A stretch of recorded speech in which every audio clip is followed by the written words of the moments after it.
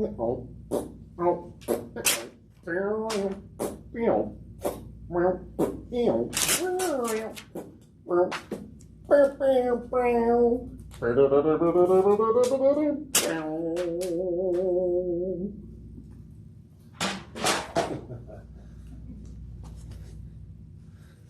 to the show. This is Boulder County Tonight. My name is Andy Eppler. I'm the host of the show. Thank you very much. We don't have very many people in the studio today because this show's recorded from a secret bunker location.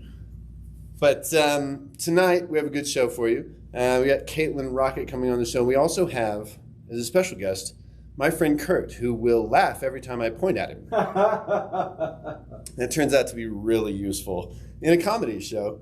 And I don't think I'll ever do another comedy show without that feature.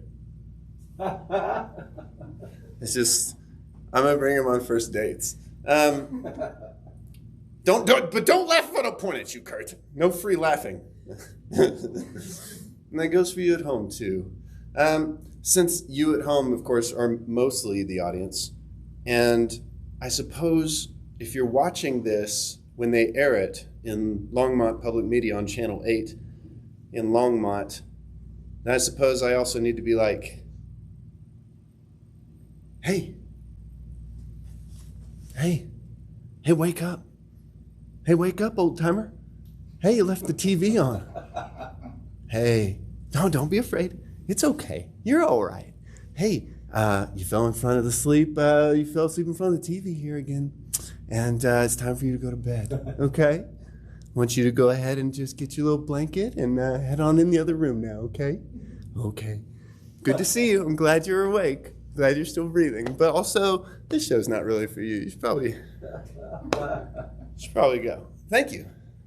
There. Now that we took care of that, that seems important. What else is going on? My hand is still kind of like half ruined. Remember when I was complaining last episode? I had a knife injury in the desert trying to make a movie. And that didn't go great. And the hand hurts. And looks like may not be playing too much guitar for the next little while. So that kind of had me feeling down the last few days. But instead of feeling down, I decided to write you guys some jokes. Because it seems to me if I'm going to host a comedy show, maybe I should, fucking prepare something. So I decided I'd write you guys some Tonight Show style jokes, which I don't know if you've ever seen these the fucking national level fucking Tonight shows. There's always formulaic things. I've kind of deciphered that and written you some. And we'll see if they're good at all. Sounds like they're going to be great. So let me fucking pitch a joke at you. Ready? Prepare yourself. Are you ready? Grandma, go back to sleep. What are you doing up? Get out of here. Sorry. Wouldn't it be terrifying if you're like that old person that really did fall asleep in front of the TV? That's not really happening. Because, if you are watching this in Longmont on the TV, I want to know, who you are. Would you please email me at bouldercountytonight@gmail.com because I do not understand your demographic. I don't have a TV, so I'm a supporter of the station, but mostly it's internet side, because that's where the world is. But I appreciate it too, and I don't have a newspaper, either. So this is the world we're going to live in today. All right, let me pitch you a nice Tonight Show style joke. They kind of give you one of these, and they go, American billionaires are begun their own space exploration programs over the last few years, spending untold billions to be able to move to outer space. Isn't that wild? Isn't that amazing? Normal Americans are unsurprised by this effort by the 1% because a zero-gravity environment turns out to be the perfect place to hide from a guillotine. That's right. Too heavy? Too mean? Too much truth in my heart? Let me back away. Let me zoom into our local world. Let me give you a different style joke, a little different voice joke. We could do the lighter version. This is some amazing news that just came out. You heard of this? Anybody heard of this? The Longmont Union Reservoir is ending their summer-spring swimming hours. Isn't that amazing? They're ending the swimming hours at the reservoir. When reached for comment, one local fish was quoted as saying, so I think that's a stupider joke, but good too, right? I don't know. I didn't know I'd be doing impressions about this, but like, I'm not going to do it anymore. I do have some more local news, actually. Someone related to our community was in the Olympics, as it turns out. Rookie U.S. Olympian Jade Carey, daughter of Longmont High School graduate Danielle Mitchell Greenberg, perhaps, took gold in the floor exercises at the Tokyo Olympics. Isn't that amazing? That's really impressive. No word yet on how soon she'll have to pawn the medal to pay her rent in Boulder County. Ooh, is it too much darkness again? I'm trending to the darkness. I actually just found out the Olympics were happening. I had no idea, of course, because I've been distracted with, the news. I don't know if you've tuned into the news at all lately. The fucking forests are burning. The ocean's on fucking fire. There's a worldwide pandemic. Some fucking rednecks almost took over the government. Like, we have a lot going on, and still motherfuckers are like, look, when this little guy jumps in the pool, he makes such a tiny splash. What are you doing? They're like, oh my God, the ocean's on fire. And this guy's like, doing the power walking and shit. Like, who's really tuning into power walking? Not to discount the amazing work of these athletes or whatever, but like, Jesus Christ, the ocean is on fire. Sorry, I don't mean to, Jesus Christ, am I getting into too much darkness? I'm backing up now. This is why we sent Grandma to bed. Facebook released a new part of their system where people can go on and submit prayer requests. Did you hear about this? People can go on, religious folks ostensibly, will go on and submit prayer requests onto the Facebook app, I guess. Facebook promises not to charge for this particular service because making money off of people's prayer requests is the church's job. It's too much, right? Too much darkness. Should we move on? What if I don't want to move on? What can you do? Oh. All right. I release you. Maybe one more note. Because I read some medical news this week, and I feel led to share with you. A new study shows that testicle-owning individuals can increase their testosterone by 200% simply by exposing those testicles to sunlight for 10 minutes a day for 2 weeks. Isn't that amazing? Isn't that incredible? That's why I'm so manly, said our former President Donald Trump, whose neck is a scrotum. Well, scrotum joke. Didn't see that coming, did you? Fancy little scrotum joke. So now I'm going to invite on our guest for the evening. This will be a delightful interview. This was Caitlin Rocket, who works with the Boulder Weekly. Caitlin, please join me in my little corner here.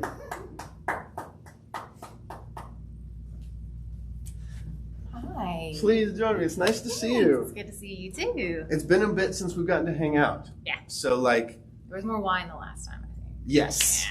Yeah. Yes. I think we went to La Vita Bella here in town. We caught a quick drink and talked about the world. They brought us some cake, some chocolate cake. It was delightful. That's right. Those motherfuckers brought us chocolate cake. Those motherfuckers brought us chocolate cake. Just a couple professionals sitting around talking about the community, and they bring us wine and cake. Just dropping F-bombs left and right. That's all we do. That's all we do around here.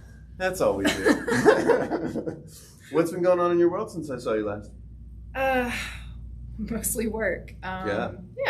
I mean, I think, as you know, being a journalist ain't no joke. Even when you're an arts and culture editor like me. But yeah, mostly kind of trying to step into some new horizons at work. The Weekly has gone through some permutations, as it were. And it's okay in a certain way, you know. It can be a little scary to have to go through change. We had a team that had been together for a long time, and we're kind of shifting right now. But I'm kind of trying to step into a slightly more prominent role. Yeah, so kind of gearing up toward like election coverage. Yeah. That kind of thing, and you know. We have local elections coming up. We do. I know. Aren't we all so excited? So excited. I don't have fatigue from that at all. Not one bit. I'm like basically the opposite of like a journalist, of course. I'm what we call in the business an idiot. And so thank you, Kurt, right on time with the laughter. Isn't he the best? Really? Watch Truly. this. So you could say anything like, local firefighters failed to save a group of puppies as they're all swept away in the river. You know? You could say, the poor elderly person we sent to bed earlier in the episode won't be waking up tomorrow and their family will miss them. You know what I mean? You can say anything and he'll laugh. He's the perfect instrument for this. Thank you, Kurt. You're a gem. And we take back all the things. Jesus Christ. I don't want any letters, especially if you're a puppy sending letters. I'm sick of this shit. Sorry. I'm sorry. Excuse me. All good. As we move toward this election, there's like lots of things that have kind of been on my mind as far as issues, right? Yeah. And one thing that I've been wanting to talk to somebody about before I like start interviewing politicians on this fucking show. I want to this is why one reason I wanted to have you here. One, you're a fabulous character, delightful company, and a great public servant. Thank you. And I know nothing, and you know so very much. And so I wanted to just tap your resource brain about the issue of homelessness in Boulder County. It seems like a real problem. And as I understand it, in Boulder at least, they are not allowing people to camp, but that's basically how they go after the homeless. Yeah. So it's like Boulder County is like one of the top 10 places to live, one of the top 10 places to camp, but if you mix those things, we may arrest you. Acceptable. Yeah, okay. Absolutely. So is that something the city council came up with? So I'm going to get the numbers wrong on this, but several years ago, city council enacted a ban on camping in public spaces in the city. So yes, city council is the entity that's responsible for this ban. And camping can look like a lot of things according to city council. It can be covering yourself up with a newspaper in a park. Really? And it can be using a tent. Recently, Boulder City Council, I believe, unanimously voted to prevent any kind of tents in public parks, and I believe propane tanks were another thing that they prevented, which I know people can understand the danger of things like propane tanks. A propane tank is a bomb, it basically. It is a bit of a bomb. But part of the issues that are colliding here, last year during the pandemic, obviously it exacerbated issues in the homeless population in Boulder. Shelters were restricting the amount of people that could be inside of shelters at a given time, trying to keep the virus from spreading in places. Right. But it also coincided with this planned reduction of services. Boulder has entered sort of a policy platform that's being used nationally called Housing First. The idea is that Boulder wants to prioritize housing before other things like behavioral health or substance abuse treatment. And there is data that backs up this housing first thing can work. But the issue during the pandemic was that as we're going through this reduction of services, there were only about 120 shelter beds available. The city estimates that there are somewhere between 400 and 700 homeless people in the city. There were 120-ish beds 120 available beds total. Available. And we also lost the severe weather shelter, I believe, closed last year in May, and that's a permanent thing, I believe. So if you're looking at 120 beds available in a population of maybe between 400 and 700 homeless folks living here. You've got hundreds, literally hundreds of people who have nowhere to go, who are literally forced to sleep somewhere, but they can't sleep in the parks. Or in any public space. And of course, if they go on private property, they could be arrested there. Mm-hmm. And you'll note too, I mean, the way that this is done in lots of cities, you'll note benches oftentimes will have armrests on them to keep people from laying down across benches. Yes. You know, there are lots of ways that we try to sort of prevent people from literally laying down and resting. Like, I'm sure that like the people on city council have a target in mind for who they think they're helping here, but I can't seem to come up with who that would be. If you ask council, I think that they would say that they're trying to help the homeless population here. Get the fuck out? Yeah, it feels that way a lot, right? It seems like the policy is much like when a bartender's like, oh, you don't have to go home, but you can't stay here. That's exactly what it feels like. But at gunpoint. Yeah. I mean, and it, you know, anybody can figure this out. I mean, if you're homeless, you don't have the resources to deal with being arrested. I mean, like, you know. I don't have the resources for that. Who has the resources for that? My cute little jacket's worth like $15. As sharp as this looks, $15. You know, and so, yeah, it's. I think that the city council would tell you that they're prioritizing housing first. There's something like a 35 units building somewhere in north. It's on Lee Hill actually. That is specifically intended for this housing first platform. I do not think that it's at full capacity right now. It's only 35 units. You have to go through an intake process that basically determines the kind of help that you need. And recently, Boulder actually placed residency requirements on your ability to get into a shelter. So they're prioritizing people who have been in Boulder for more than 6 months. And those people, if they're homeless, of course, you're talking about people that are living on the street for 6 months, never sleeping, of course. Yeah. You know, I mean, it's really, and the ACLU actually recently came down on Boulder, and I believe, and I could be wrong about this, I believe filed a lawsuit. Basically saying that it's the camping ban is unconstitutional, and saying that this residency requirement, I believe that it was ACLU that said that it disproportionately, homelessness in general disproportionately affects people of color. I believe that Black folks in Boulder are represented 12 times more in the homeless population than they are in the general population of Boulder.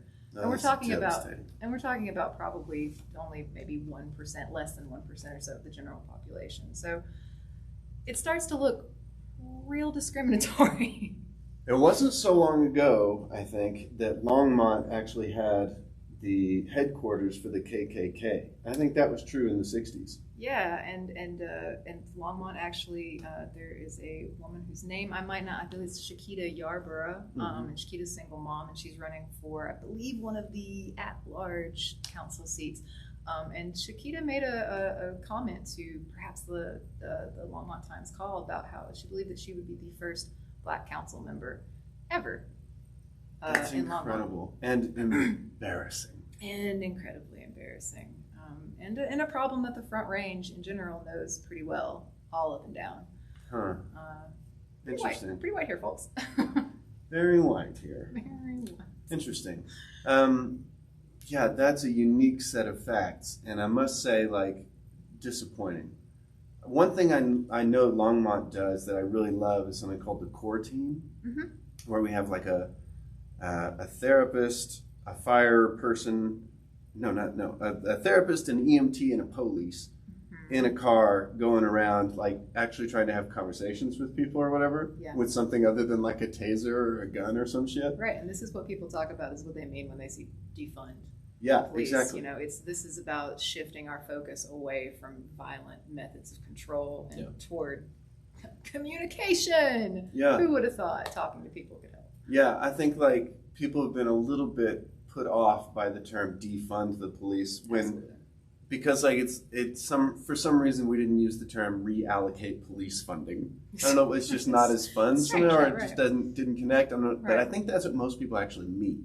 I think it's what most people mean. If you get into some of the more I don't want to say more left wing because I'm pretty darn left wing, but there are definitely some really heavily progressive groups that would say, no, we mean defund.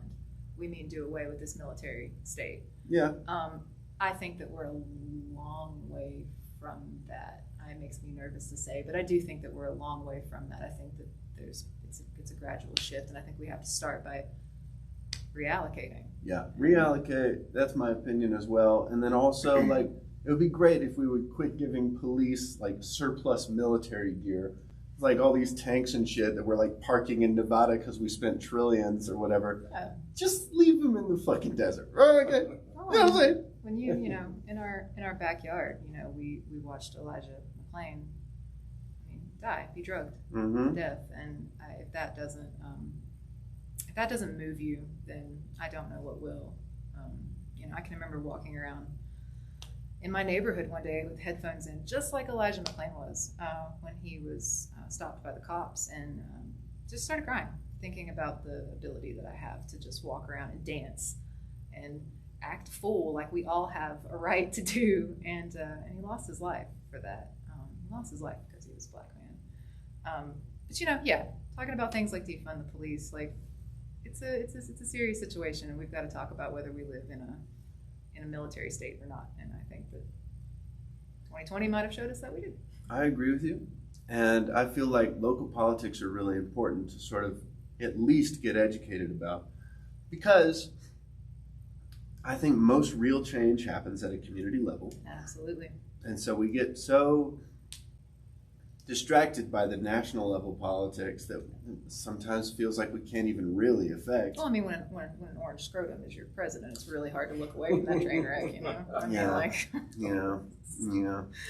But like that, actually, if we were able to pay attention and kind of be able to have real conversations with our local public servants, I believe we'd make a lot more real change much quicker. So that's one of our goals for this show, is to be able to talk about actual things. And golly, we'll have fun too. Any other little notes that we should think about for Boulder County as we move forward? I'm sure there's a million fucking things. Well, I think one of the things that I've said is above my pay grade, though. But while we're all choking on smoke outside, we got to talk about climate change and talking about meeting climate goals. And I may be a little off about this, but I think that Boulder has something like a goal by 2030 for like zero emissions or something. We want to have all of the idea 10 years ago was that Boulder was going to municipalize its electric grid, and that ship refused to sail. Go figure, it's a really big endeavor to start your own electric grid. And it don't always go too well, as we found out in Texas. Right, exactly. So last year, I think Boulder basically went back into franchise with Excel. And I think that it's really important for people to keep an eye on what's happening with that, because Excel is a big corporation that provides energy to several states in the West, and their goal is to make money. And if Boulder's goal is to reduce our energy output, to reduce our emissions, working with a large corporation obviously gives them certain advantages. There's money, it's available to them. They have the infrastructure of Excel to use. But I think that people in Boulder County, people in the city of Boulder, need to keep an eye on the reporting that comes out about this new franchise agreement that Boulder has entered in with Excel, to make sure that we're actually moving in the right direction. Because as we mentioned earlier, the IPCC just basically told us that we're fucked, that we're going to hit that 2 degrees Celsius mark. Yeah, we blew up the world. And by like 2030, everybody's a cinder block of like ash or whatever. Which makes caring about shit really hard sometimes, right? Yeah. Like there's like a level of feudalism, like this sort of fatalistic kind of nihilistic. I think everybody should go ahead and consider stop paying off your fucking student debt. It's just a thought. It's a good day to forgive those student loans. Fuck it, dog. It's a good day. Forward the letter to the fucking fireplace. You know what I mean? But yeah, the municipalization with Excel, I think, is important to talk about. Did you guys get fucked over with this high-speed train bullshit as well? The high-speed train, the train that's never going to exist between Longmont and Denver. I mean, what did they say? It's going to be like 2040 something? Yeah, they said, I think, 2050. Yeah. And that's 20 years after the end of the world, if you haven't noticed. What fuckery, right? It's like a perfect... Look, I'm going to start writing all my contracts that way. Oh, I'm going to definitely come through on this agreement at no cost to me in 50 years. After the world's burnt to a cinder. Well, and the frustrating thing about that, so like RTD has no money. I mean, if you've ever ridden RTD, like a regional pass, it's like $10.50 for the day. Mm-hmm. And I think if you buy a book, it's like they don't really give you that much of a discount for the whole thing. It's like, so RTD is probably making no money every year.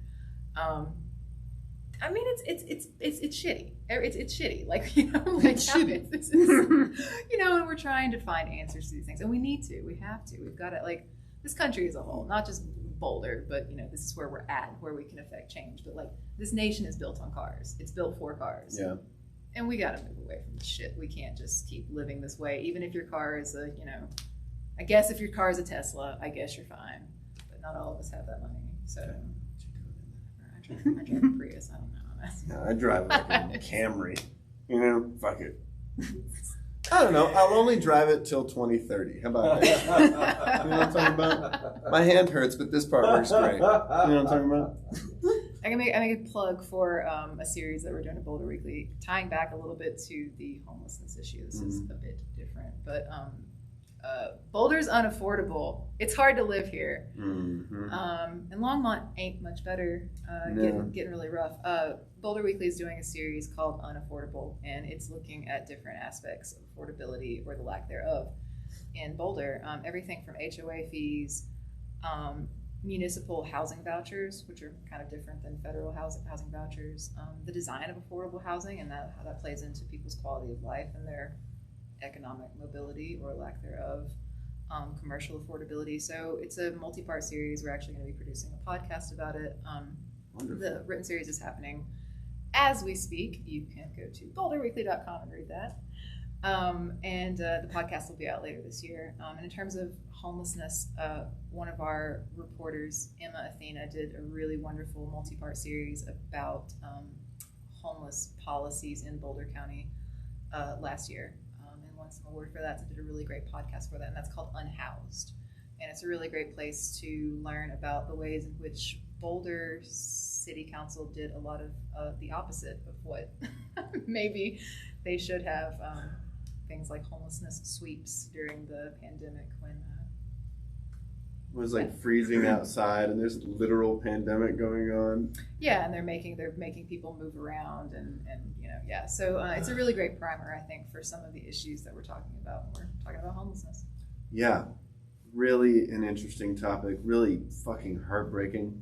I would love to ask people from city council and people running for city council what they think about that issue. Like, who they think they're supposed to be helping in that situation would be a great question to find out. I think it would be too. And I think, you're going to have some folks from Longmont City Council on. I think you said Brian Bagley. And I would be interested to know their answer too. It's a little different here in Longmont. Mm-hmm. Longmont has a safe lot. It's at a church. It's undisclosed, and I believe that's for safety reasons. There are, I believe, 8 spots where folks who still have cars, but they are living in their cars, can have a safe spot to park and sleep, and they can use the church facilities to use computers for job searching, to clean up if they have a job, to get meals and things like that. And I think that's a really great stopgap.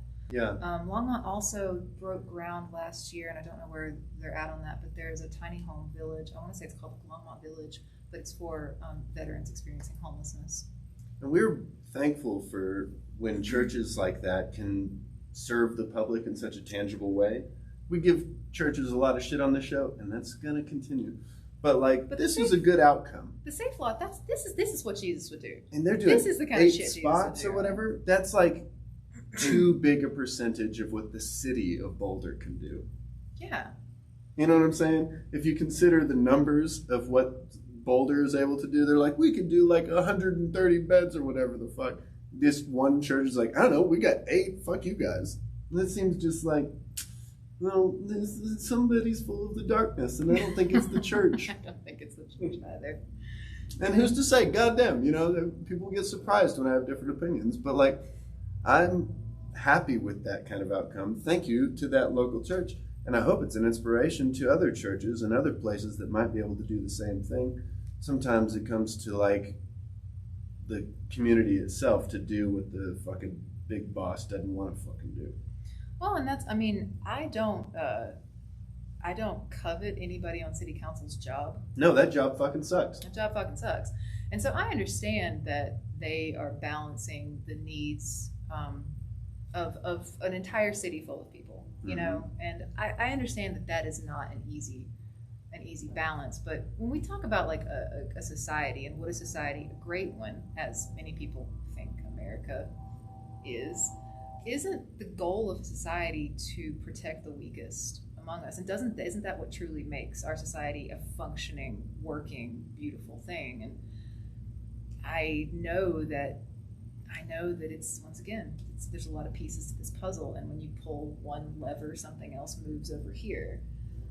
But shouldn't we be moving some shit at this point? Well, yeah, it's and I get it that we're working with multi-million-dollar budgets here, and I know that there's complexity in this, and I understand that for any politician that these are not easy questions. And we're talking about things like homelessness. We're talking about like this complicated braid of funding.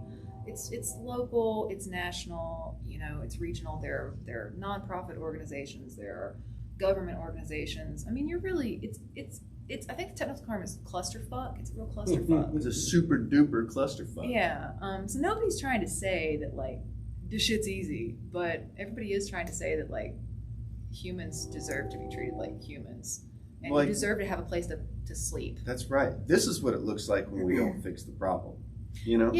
Yeah, and I think that like that's maybe part of the issue is like, are we looking at the right problems? Are we trying to address the right problems? There are issues in Boulder about like height restrictions and the blue line, which is ultimately open space, is kind of what blue line is. Okay. There are reasons why it's Boulder is what it is, right? Why it's a bubble. It's sort of, it can't go up, it can't go out. Yeah, that's why I moved to Longmont, because I thought that economic energy was going to shoot into our town 10 years ago. Shoot over this way. And here we are, man. I was going to say, and it has for all the good and the bad that brings. That's yeah. All right. Thank you so much for coming on my stupid show. My fucking pleasure, man. Oh my God, it was my pleasure too. This was so. Kurt's still here doing the laugh. Isn't he great?